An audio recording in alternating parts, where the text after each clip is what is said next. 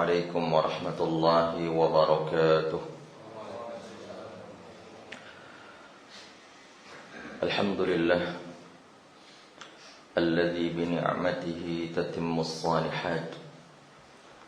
أشهد أن لا إله إلا الله وحده لا شريك له، وأشهد أن محمدا عبده ورسوله، وصفيه وخليله، بلغ الرسالة وأدى الأمانة، ونصح هذه الأمة، وجاهد في الله حق جهاده حتى أتاه اليقين. يا أيها الذين آمنوا اتقوا الله حق تقاته ولا تموتن إلا وأنتم مسلمون. Amma ba'd. Para hadirin, bapak-bapak dan ibu-ibu yang dimuliakan Allah, segala puji dan syukur hanya untuk Allah Subhanahu wa ta'ala yang selalu memberikan kepada kita nikmat yang tak terhingga. Di antara nikmat itu, kita bangun di waktu pagi dalam keadaan sehat badan kita, sejahtera jiwa kita, dan ada makanan yang kita akan makan insyaallah pada hari ini. Sebagaimana hadis yang diriwayatkan oleh Imam At-Tirmidzi rahimahullah, Rasulullah sallallahu alaihi wasallam bersabda, "Man asbaha minkum aminan fi sirbihi, mu'afan fi jasadihi, indahu qutu yawmihi, faka'annama hizat lahu ad-dunya bihadafiriha."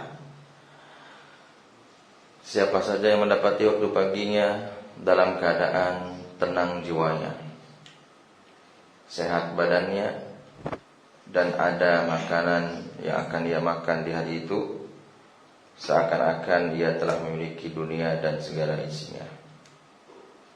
Ditambah lagi,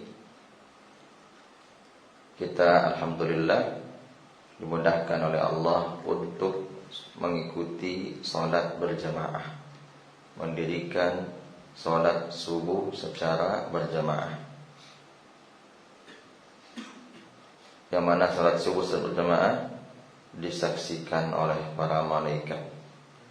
Inna Qur'an al-fajri kana mashhuda. Di dalam surat Al-Isra, sesungguhnya bacaan Quran di waktu pagi, maksud dari hadis tafsir, maksud dari firman Allah sebagaimana kata di tafsir adalah salat subuh. Salat subuh disebut dengan Quran al-Fajr. Kana mashhuda, disaksikan oleh para malaikat.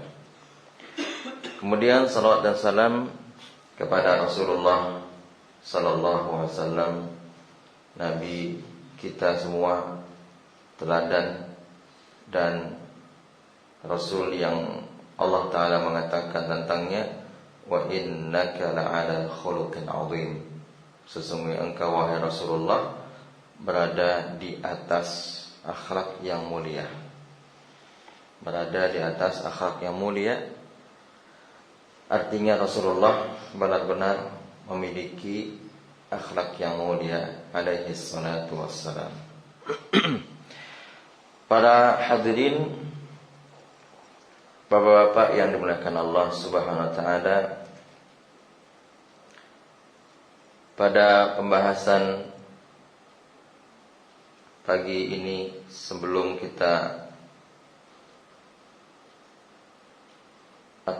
datang syuruq, kita akan mengambil beberapa faedah dari hadis Rasulullah sallallahu alaihi wasallam, yang mana hadis tersebut diriwayatkan oleh Bukhari dan Muslim. Hadis dari Abdullah bin Umar radhiyallahu anhuma, atau yang dikenal dengan Ibnu Umar radhiyallahu anhuma, anak dari Umar ibn Khattab radhiyallahu anhu, yang mana beliau mengatakan qala Rasulullah sallallahu alaihi wasallam, kata Rasulullah sallallahu alaihi wasallam, inna minasy syajari sajaratan la yasqutu warquha, sesungguhnya di antara pepohonan ada satu pohon yang daunnya tidak akan berguguran. Wa innaha mislul muslim, pohon tersebut kata Rasulullah SAW sama dengan orang Islam. Di dalam riwayat lain mislul mu'min, sama dengan orang beriman. Fahadithuni ma hiya, maka kabarkanlah oleh kalian kepadaku pohon apa itu. Kemudian apa kata Ibnu Umar radhiyallahu anhuma, fawaqa'an nasu fi syajaratil bawadi, kebanyakan para sahabat senior, maksudnya an-nas di situ adalah para sahabat senior, mengira bahwa pohon itu adalah pohon al-bawadi, mirip dengan pohon kurma, dan itu hanya ada di Arab, di tanah Arab. Qala Abdullah melanjutkan lagi, wa waqa'a fi nafsi annaha nakhlah, sedangkan aku mengira itu adalah pohon kurma. Dalam hatiku aku berkata, dalam hatiku aku yakin itu adalah pohon kurma. Fastahyait, aku pun malu mengungkapkan itu kepada Rasulullah sallallahu alaihi wasallam. Summa qala hadithna ma hiya ya Rasulullah, karena para sahabat jawabannya salah, mereka banyak mengira itu adalah pohon bawadi. Kemudian mereka tanya kepada Nabi SAW, pohon apakah itu wahai Rasulullah? Kabarkan kepada kami. Kemudian kata Nabi SAW, hiyan nakhlah, itulah pohon kurma. Waalaikumsalam warahmatullahi wabarakatuh. Apa pelajaran yang kita ambil dari hadis ini? Sebelum kita lanjutkan, ada satu hadis lagi diriwayatkan oleh Imam At-Tabrani, juga dari Ibnu Umar radhiyallahu anhu. Hadisnya sahih, riwayat At-Tabrani. Kebanyakan kita menyebut Tabrani, dia adalah At-Tabrani, Imam At-Tabrani rahimahullah. Hadisnya lebih pendek, kata Nabi SAW, masalul mu'mini masalun nakhlah, perumpamaan orang beriman seperti atau ibarat pohon kurma. Ma akhadta minha min syai' nafa'ak, tidak ada yang engkau ambil dari pohon kurma kecuali pasti bermanfaat bagimu. Semua bagian pohon kurma bermanfaat, bahkan jantungnya pohon kurma pun bermanfaat, yang disebut dalam bahasa Arab dengan jummar.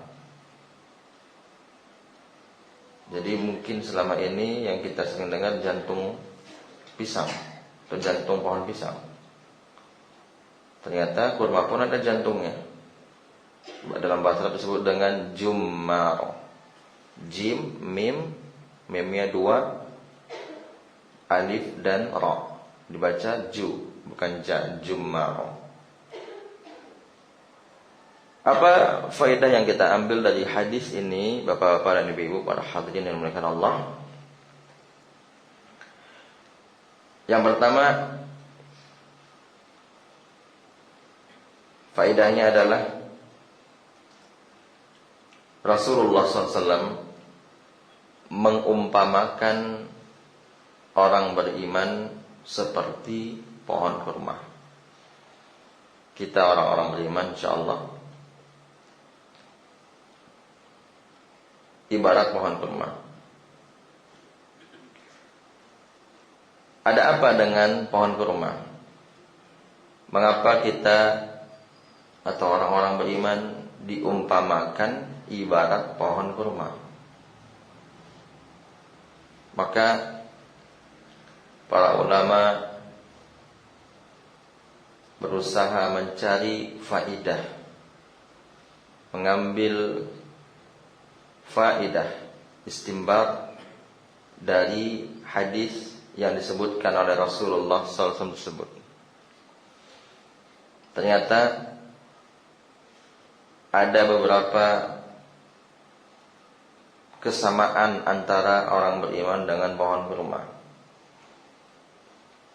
sehingga apabila kita diumpamakan pohon kurma, tentu tidak boleh kita marah, karena yang mengumpamakannya Rasulullah Sallallahu Alaihi Wasallam. Justru kita bangga karena diumpamakan kita oleh Rasulullah Sallallahu Alaihi Wasallam, dan diumpamakannya juga dengan pohon terbaik.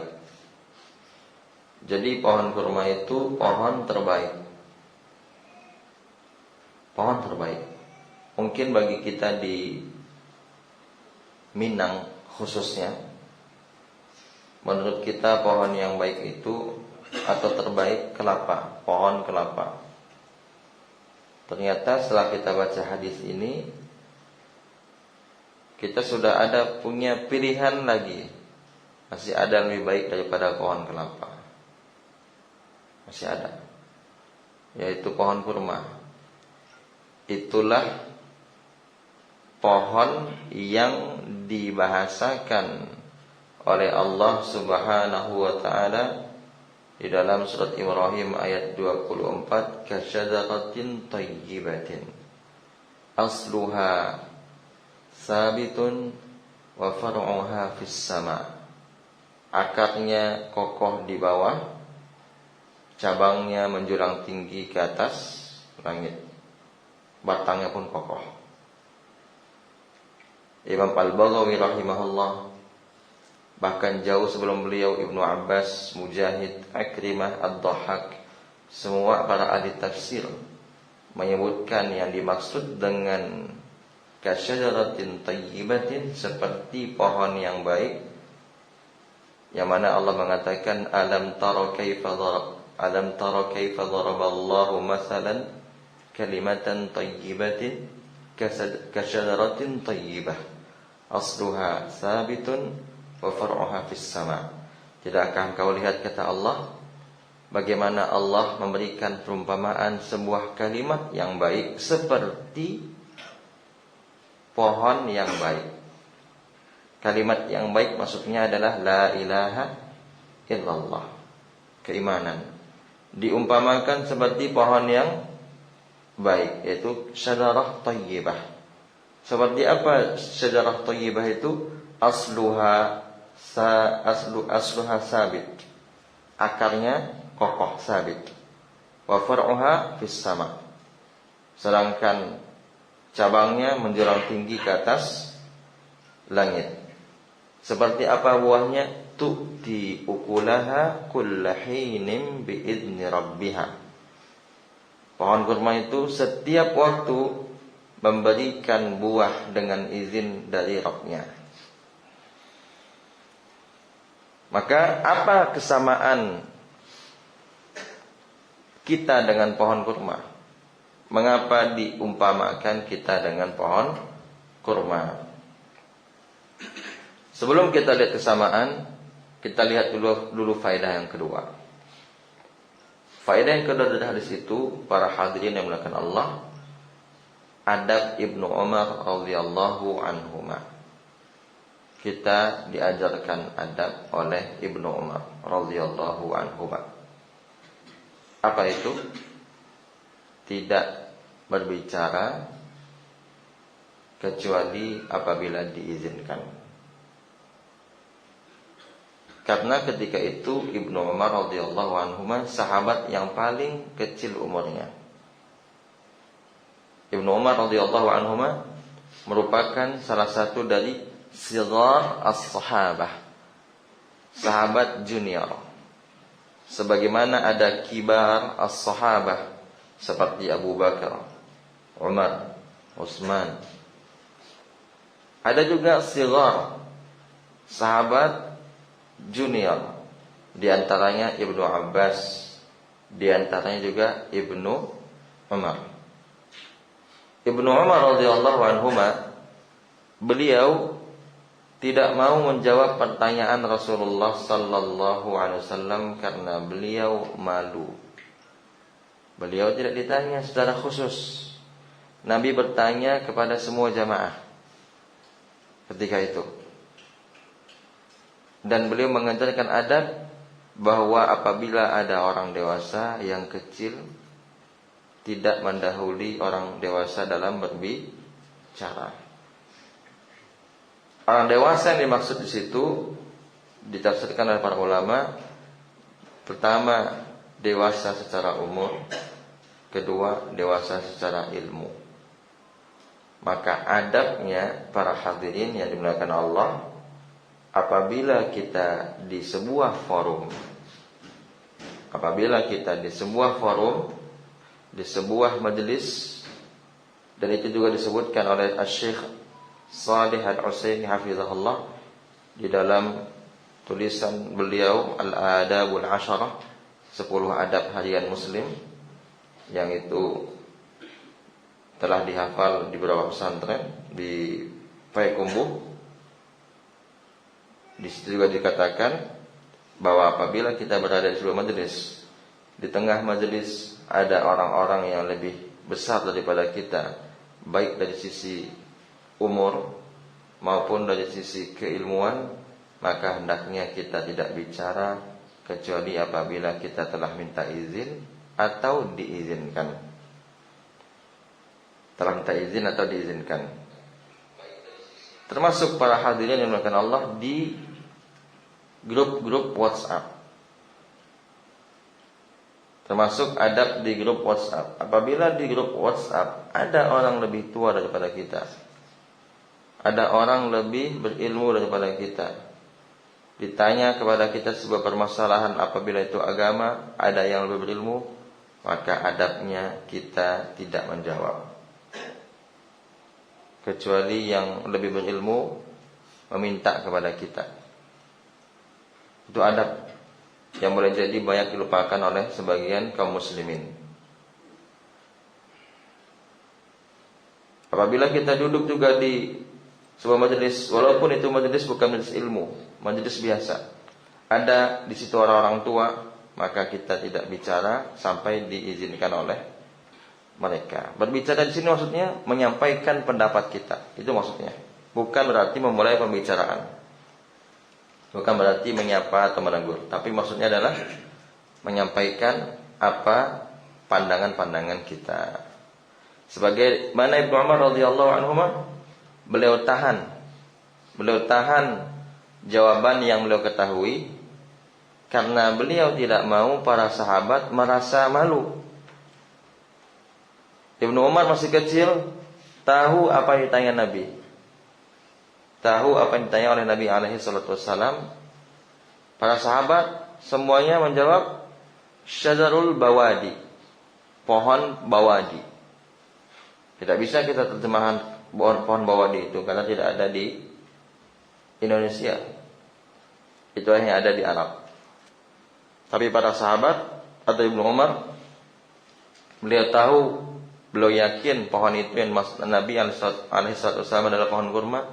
Beliau tidak mau menjawab karena beliau menjaga adab kepada sahabat-sahabat yang lebih senior. Di waktu yang lain juga Ibnu Abbas juga mengajarkan demikian radhiyallahu anhuma.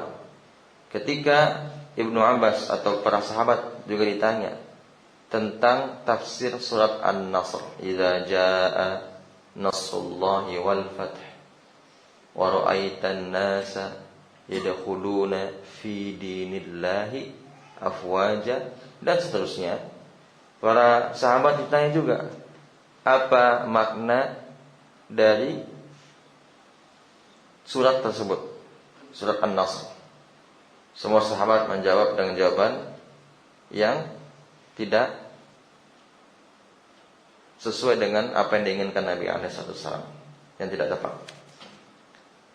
Kemudian ditanya kepada Ibnu Abbas radhiyallahu anhuma, yang juga sahabat junior. Karena ditanya baru Ibnu Abbas jawab. Tidak ditanya beliau enggak jawab. Karena ditanya baru beliau jawab. Beliau jawab, maksud dari tafsir surat itu qurbu mauti Rasulullah sallallahu alaihi wasallam, dekatnya kematian Rasulullah SAW setelah turun ayat itu. Setelah turun ayat itu menunjukkan sebentar lagi, tak berapa lama lagi akan wafat Rasulullah sallallahu alaihi wasallam. Karena sudah datang kemenangan, berarti sudah sempurna tugas Nabi alaihi wasallam menyampaikan wahyu. Lihat itu, Ibnu Abbas baru menjawab setelah ditanya. Enggak ditanya, enggak boleh jawab. Karena beliau menghargai sahabat-sahabat senior, yang ketika itu ada Umar bin Khattab dan ada sahabat banyak yang lain yang lebih tua daripada beliau. Ini adab para hadirin yang mesti kita ambil pelajarannya. Kembali kita kepada faedah pertama tadi. Apa kesamaan antara kita dan pohon kurma? Apabila kita ini memang beriman, apa persamaan kita dengan pohon kurma? Kesamaan yang pertama, para hadirin yang dimuliakan Allah, sebagaimana pohon kurma itu, dia punya akar, punya batang, dan punya cabang. Demikian pula iman seperti itu. Apa akar dari keimanan orang beriman? Apa akar dari keimanan orang beriman? Akarnya adalah akidah, atau yang dikenal dengan rukun iman yang 6. Al-usul sittah. Rukun iman yang 6 itu akarnya. Apa pohonnya? Batangnya itu apa? Batangnya adalah amal soleh. Amal soleh yang lainnya, amal-amal soleh. Amal soleh berupa sedekah, baca Al-Quran. Apa buahnya? Cabangnya atau buahnya? Buahnya adalah kebahagiaan di dunia dan di akhirat. Itu kesamaan yang pertama. Kesamaan yang kedua antara pohon kurma dan orang beriman.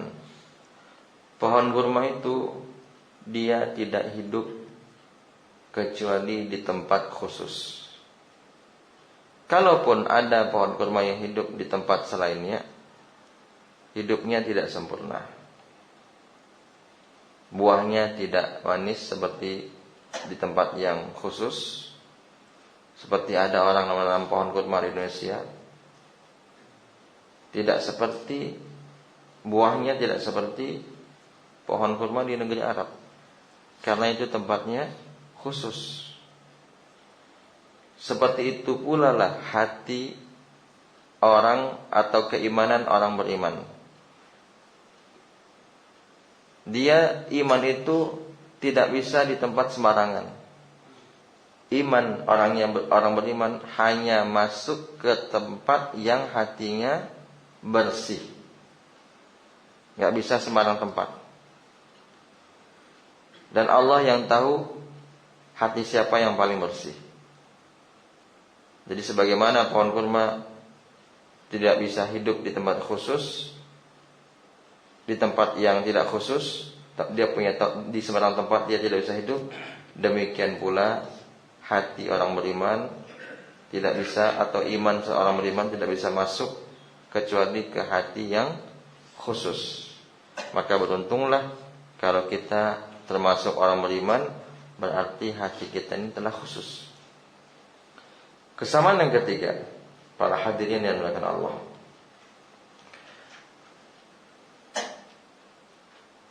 pohon kurma itu dia tidak juga bisa hidup kecuali apabila disiram dan dirawat.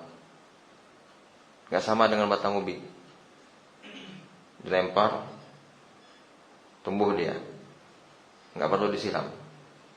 Tapi pohon kurma dia harus disiram dan harus dirawat. Seperti itu pula keimanan. Hati orang beriman dia tidak bisa dibiarkan begitu saja, harus disiram dan dirawat. Disiram dengan apa hati orang beriman?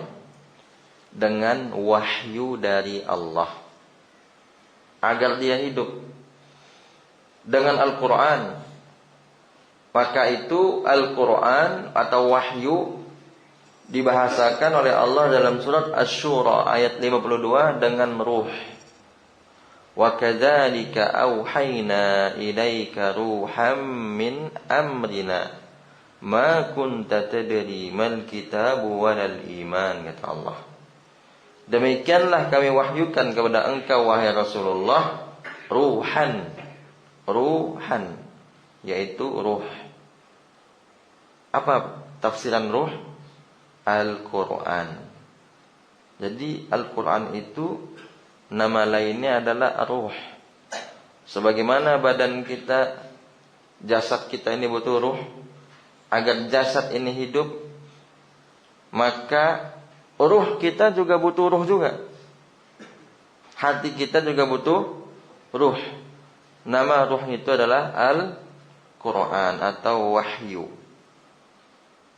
Jadi hati kita harus disirami dengan wahyu. Makanya apa kata orang, kalau enggak ngaji-ngaji, hati saya sudah kering katanya. Karena enggak disirami dengan ruh tadi, dengan kehidupan tadi, enggak disirami dengan wahyu.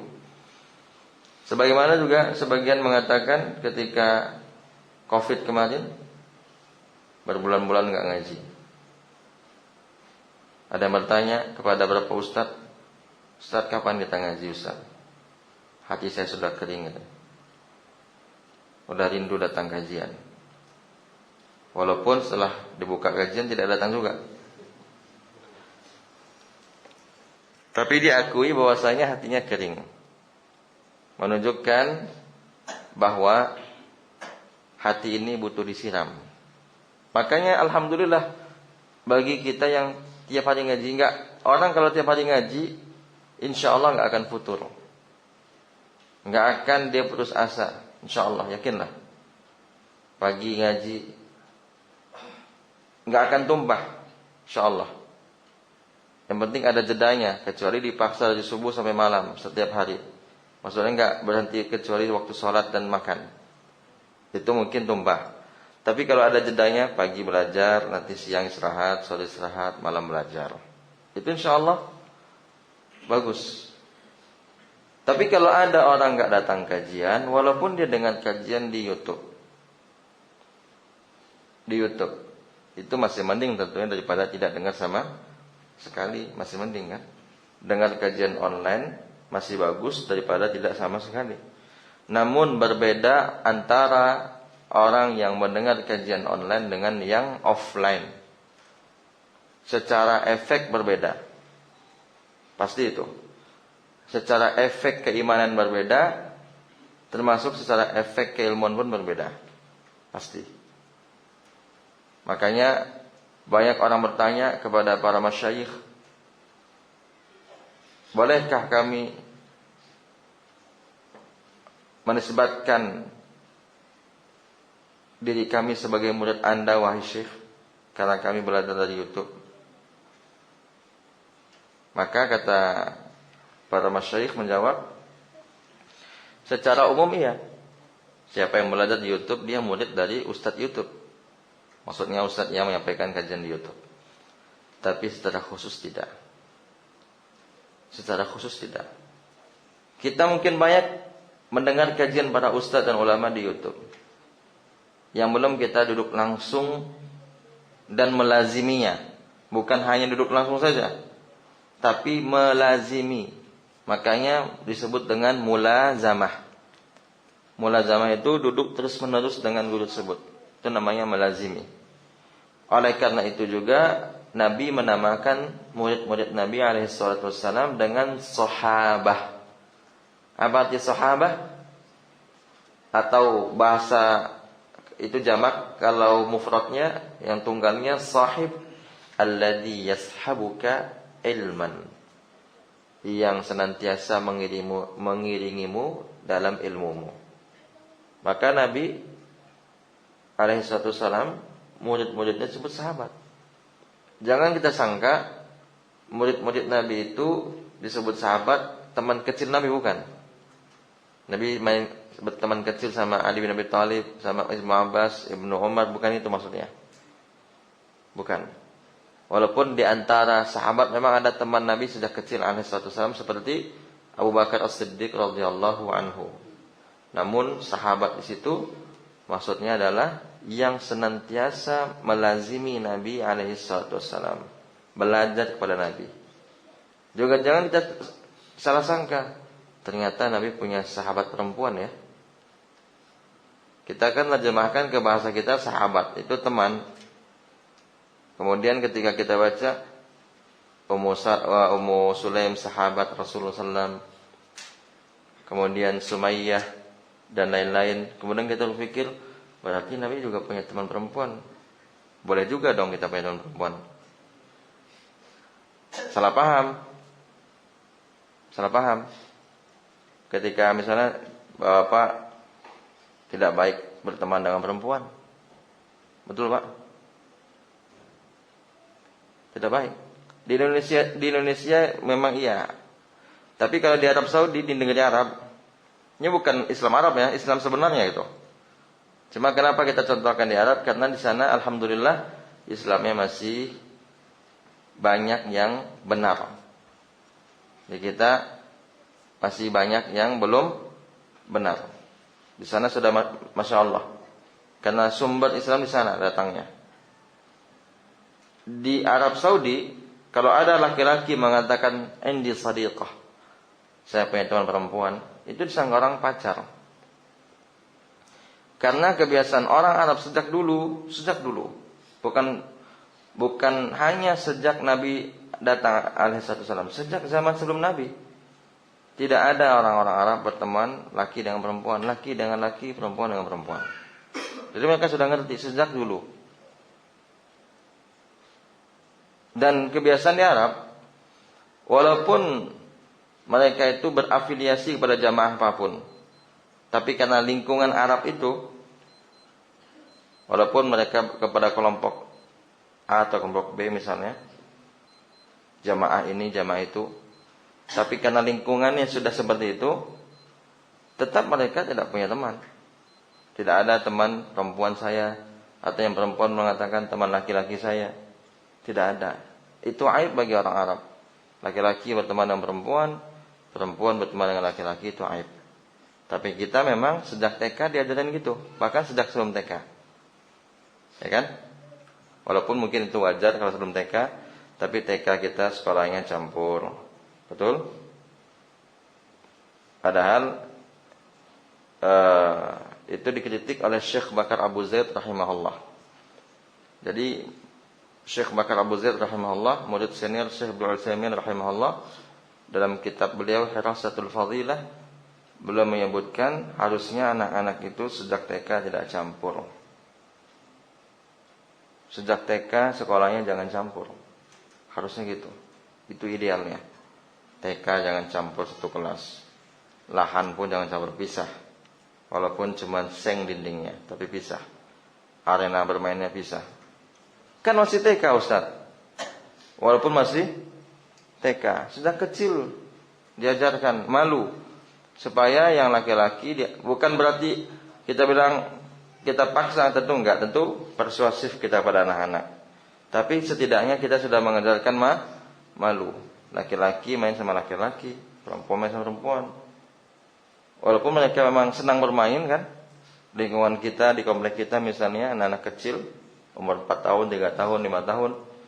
Tapi ajarkan malu itu perlu sejak kecil.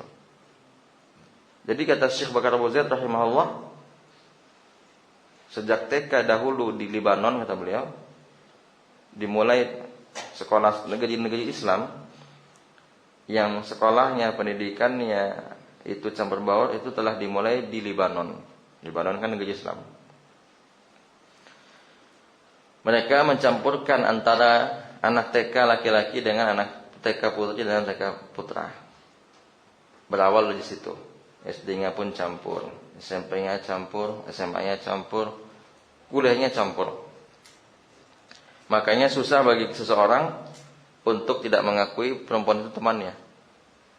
Maksudnya sudah terbiasa berteman gitu. Apalagi ada orang dari TK sekolah sama, SD sekelas, SMP sekelas, SMA sekelas, kuliah pun sejurusan. Jadi sudah biasa. Walaupun sudah sama-sama ngaji nanti, kadang masih ada hubungan-hubungan itu. Yang ini sebenarnya nggak bagus. Yang ini sebenarnya sudah bagus. Apalagi kalau yang satu sudah menikah atau dua-duanya sudah menikah, ini sebenarnya tidak bagus.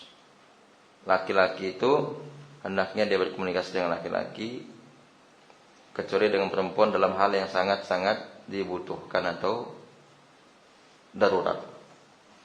Kembali kita kepada perumpamaan tadi. Yang ketiga, para hadirin yang dimuliakan Allah, sisi kesamaan yang keempat ya.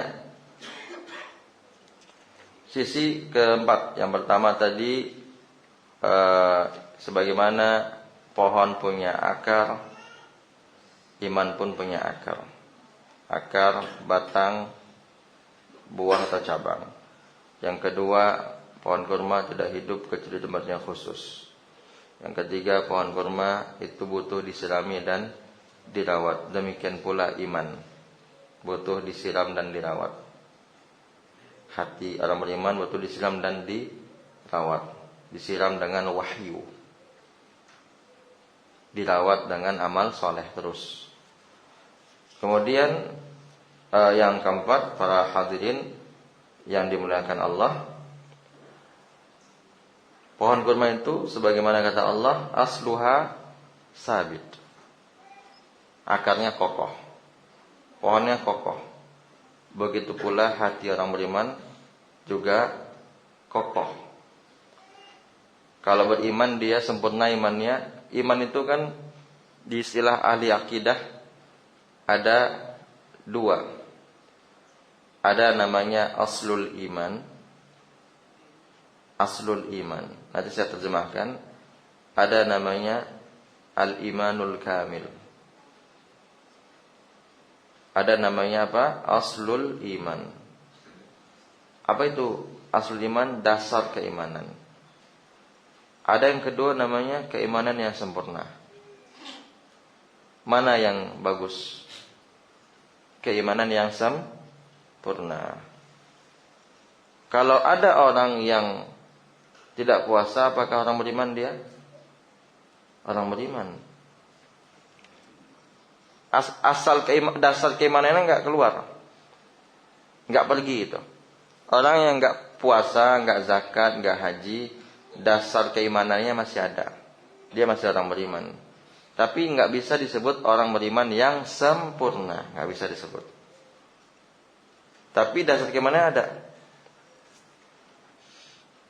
Nah, orang beriman yang sempurna imannya, kokoh imannya, maka kita bilang kokoh kan? Rasikh. Itu ibarat pohon kurma yang juga kokoh. Imam Al-Auza'i rahimahullah ditanya, atau para ulama, ya Imam Al-Auza'i rahimahullah ditanya tentang keimanan, apakah iman itu bertambah? Kata Al-Auza'i rahimahullah, iya bertambah. Bahkan iman itu apabila dia bertambah akan semakin kokoh seperti gunung katanya. Itu kata siapa? Imam Al-Auza'i rahimahullah. Yang keberapa itu? Yang keempat. Kemudian yang kelima, sisi kesamaan antara pohon kurma dan orang beriman. Yang kelima, para hadirin yang dimuliakan Allah, pohon kurma itu dia buahnya sangat manis. Buahnya sangat manis. Sebagaimana hati orang beriman juga apabila baik imannya akan terasa halawah. Apa itu halawah? Manis. Makanya ada hadis tentang halawatul iman. Kata Nabi SAW, salasun man kunna fihi wajada bihinna halawatal iman. Ada 3 sebab yang apabila ada pada diri seseorang, maka dia telah merasakan manisnya iman. 3 sebab ada pada kita, di dalam hati kita ini ada 3 itu, maka kita sudah merasakan manisnya iman. Jadi iman itu ada manisnya juga. Dan manisnya iman lebih nikmat daripada manisnya makanan yang kita kecap dengan lidah kita. Apa yang 3 itu? Yang pertama, an yakunallahu wa rasuluhu ahabba ilaihi mimma siwahuma. Dia jadikan Allah dan Rasul lebih dia cintai daripada selain mereka berdua. Dia cintai lebih dari apapun. Cuma kan pengakuan itu gak cukup. Buktinya mana? Mana buktinya? Kalau kita mengatakan ambo lebih cinta kepada Allah daripada orang lain, namun ketika waktu azan dia dahulukan yang lain daripada Allah, berarti bohong itu. Bohong itu. Itu bohong. Dia mengatakan saya cinta kepada Rasulullah SAW tapi tidak mau menjalankan sunnah. Berarti itu juga bohong. Dan sunnah itu banyak.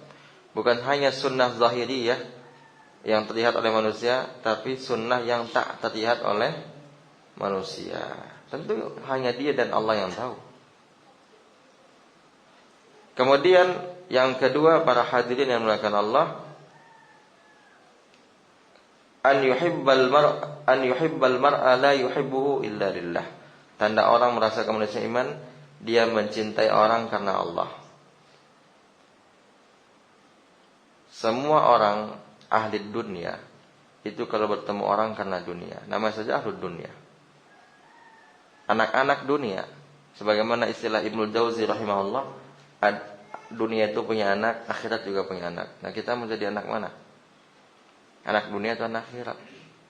Kita pasti ingin disebut dengan anak kampung akhirat.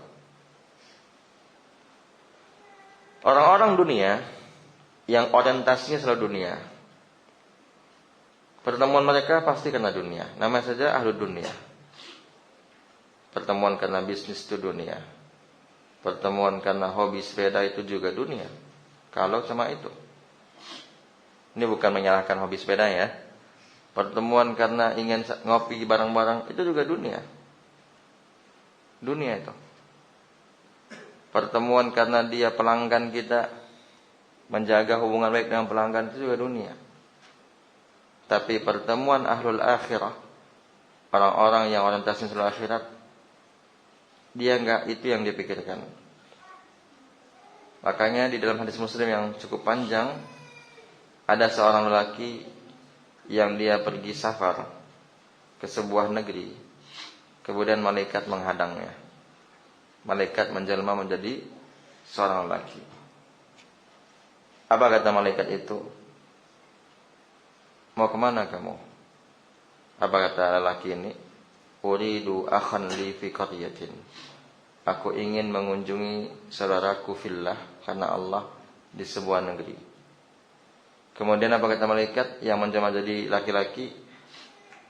hal min ni'matin tarubbuha indahu, apakah ada sebuah keuntungan dunia yang hendak engkau cari daripadanya? Apa kata laki-laki ini? La illa uhibbuhu fillah. Tidak ada keuntungan dunia yang aku cari daripadanya kecuali aku mengunjungi dia karena kecintaanku kepada Allah. Apa kata laki-laki ini? Fa inni malakun arsalani Allahu ilaika. Sesungguhnya saya ini malaikat yang Allah utus kepadamu. Aku menggambarkan kepadamu bahwasanya Allah mencintaimu sebagaimana engkau mencintai saudaramu karena Allah. Jadi itu. Ini baru ahlul akhirah. Kenapa kita pergi ke rumah teman kita? Karena Allah. Enggak karena yang lain. Bisa gak kita gitu? Bisa gak kita datang ke rumah teman kita itu murni karena Allah? Karena ingin bantu dia, ingin tanya kabar dia, bertemu sama dia, ingin karena urusan dakwah. Urusan dakwah, memang urusan dakwah. Maka itu kalau kita bertemu dengan orang urusan dakwah enggak akan rugi. Tapi kalau urusan dunia kita akan rugi. Karena urusan dakwah enggak akan rugi, enggak boleh kecewa. Kalau kecewa berarti lagi-lagi karena dunia. Kalau urusan dakwah kita kecewakan orang, kemudian kita kecewa, berarti urusan dakwahnya bercampur dengan urusan dunia. Masuk dunianya ke dalam urusan dakwah itu. Masuk. Masih bagus urusan dakwah masuk ke urusan dunia daripada urusan dunia masuk ke dalam urusan dakwah. Orang sangka itu dakwah, ternyata dunia. Masih bagus orang sangka dunia, ternyata itu dakwah. Masih bagus yang kedua ini. Maka itu orang kalau bertemu karena dunia dia akan kecewa. Berpisah karena dunia akan kecewa. Tapi bertemu karena dakwah, berpisah karena dakwah, dia tidak akan kecewa. Dirugikan karena dakwah enggak akan kecewa. Buat apa kita kecewa?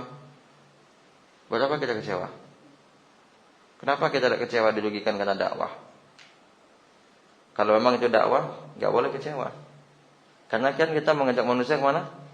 Kepada Allah. Qul hadhihi sabili ad'u ila Allahi ala basiratin ana wa man ittaba'ani.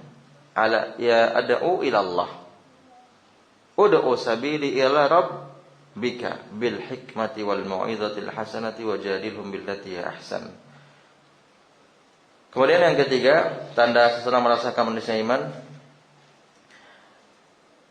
wa an yakraha an ya'uda fil kufri kama yakrahu an ya'uda an yuqdhafa fin nar. Dia benci kembali kepada kekufuran sebagaimana dia benci dilemparkan ke dalam neraka. Benci kembali ke masa-masa kelamnya. Kalau ingat masa-masa dahulu, dia jangankan kembali lagi, mengulang lagi, ingatnya saja dia benci. Sebagaimana dia benci kalau dilemparkan ke dalam api neraka. Kalau ada tiga ini pada diri kita, bukan hanya pengakuan, bukan hanya perasaan, fakta ada, berarti kita telah merasakan manisnya iman. Salat akan terasa nikmat, enggak akan berat. Baca Quran nikmat.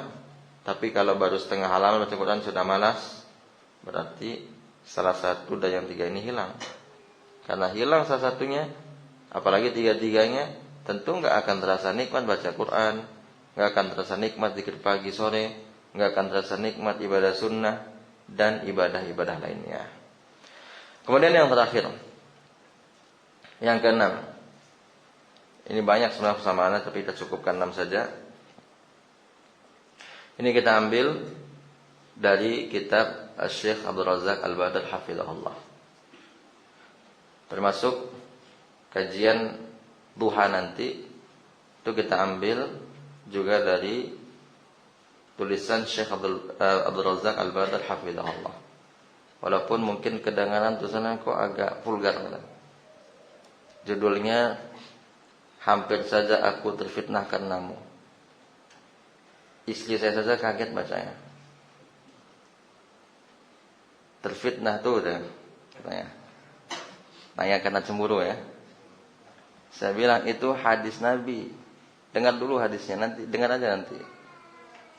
Jadi saya selalu berusaha bapak-bapak, ibu-ibu, buat judul itu, kalau itu dari saya, kalau itu dari panitia. Kalau dari saya selalu berusaha mengambil dari potongan ayat atau potongan hadis, bukan dari akal-akal kita sendiri, supaya nanti nggak disebut anggapan lain. Walaupun boleh jadi ada akan menyebut, tapi kalau akan dengar, baru dia tahu ternyata itu potongan hadis Nabi Muhammad sallallahu alaihi wasallam. Bukankah berapa orang menyoalkan soal ada ustadz kita membuat judul, disangkanya judul sinetron katanya. Sultan harusnya dia dengar dulu kajiannya. Jadi seperti ini, ibarat pohon kurma. Itu dari hadis atau tidak? Dari hadis kan, masalun nakhlah, ibarat pohon kurma. Bahasa Arabnya kata Nabi tadi, masalul mu'min masalun nakhlah, perumpamaan orang beriman ibarat pohon kurma. Kemudian yang keenam, yang terakhir, Bapak Ibu para hadirin yang dimuliakan Allah, pohon kurma itu semakin bertambah usianya, maka akan semakin banyak kebaikannya. Semakin banyak kebaikannya dan semakin bagus buahnya. Mungkin karena kita ini bukan orang Arab, susah bagi kita terbayang kan? Karena kita tidak bermuamalah dengan pohon kurma. Tapi kalau pohon kerambian ditanya, ya kan? Belajar dari pohon kerambian. Ngangguk-ngangguk apa-apa kan? Karena tiap hari bermuamalah dengan pohon kelapa. Di pohon kurma baca dongnya. Apalagi kalau kita belum pernah umrah, atau yang sering umrah pun belum tentu dia mengerti dengan pohon kurma. Namun walaupun pohon kurma itu jauh dari kita, kita perlu belajar dari pohon kurma. Perlu belajar dari pohon kurma. Sebagaimana unta, walaupun unta itu jauh dari kita, kita enggak melihat. Kita kalau yang sering kita lihat kan hewan diceritakan kucing. Makanya kucing itu bahasa Arabnya apa? Di antara bahasa lainnya at-tawafun. Yang at-tawaf itu suka keliling. Dalam hadis Bulughul Maram, Rasulullah SAW menyebutkan kucing itu yang suka keliling. Karena dia di sekitar kita kucing. Alhamdulillah, untung kucing. Di beberapa kampung ing juga ujungnya. Ing juga. Banyak di kampung-kampung, makanya ketika kita bawa dosen dulu, ada dosen dari Muslim pernah kita bawa, kaget. Katanya antum itu Sumatera Barat terkenal agamanya bagus. Kok saya lihat hampir tiap sebentar ada si ing tadi gitu. Ya. Jadi pohon kurma itu Bapak Ibu, dia semakin tua, semakin memberikan kebaikan dan buahnya semakin manis. Seperti itulah orang beriman. Orang beriman ya, kita enggak bilang orang. Kita enggak bilang manusia secara umum, tapi manusia khusus, itu manusia yang beriman. Semakin bertambah umurnya, semakin bertambah kebaikannya. Maka itu Nabi kita alaihi wasallam sabda, ketika orang pedalaman bertanya, orang pedalaman itu diistilahkan dalam istilah Arab Badawi. Orang kita bilang Badui. Jadi Badui itu bahasa Arab. Pedalaman itu bahasa Arabnya Badiyah. Ba panjang banyak Badiyah. Pelosok, pedalaman, itu bahasa Arabnya Badiyah. Orang Badiyah itu, orang Badiyah disebut Badawi. Badawi. Sedangkan orang kota bahasa Arabnya Hadari. Ya, kota itu hadar. Fil badiyah wal hadar. Kalau ada dalam bahasa Arab kita baca fil badiyah wal hadar, maksudnya di pedalaman dan di di kota. Sehingga orang kota itu disebut dengan hadari. Karena mereka sudah melek kebudayaan, itu maksudnya. Dari kata hadarah. Nabi kita ditanya oleh orang Arab Badui, "Ya Rasulullah, ayyun nasi khairun?" Manusia seperti apakah yang baik itu, wahai Rasulullah? Kata pertanyaan orang Arab Badui tadi. Kemudian apa jawaban Nabi kita alaihi salatu wassalam? Man tala umruh wa hasuna amaluh. Masya Allah. Orang yang baik itu adalah orang beriman yang apabila bertambah usianya, bertambah kebaikannya. Hadis riwayat Tirmizi. Jadi bapak-bapak, kita semua, bukan bapak-bapak saja, kita semua panjang usia kita, maka panjang maksudnya itu, panjang yang dimaksud usia kita itu secara angka bertambah, itu maksudnya. Tapi sebenarnya berkurang, jatahnya yang berkurang. Secara angka kan nambah. Kemarin 60, sekarang 61. Besoknya lagi 62, 63. Bertambah angkanya. Tapi sebenarnya berkurang jatahnya di dunia.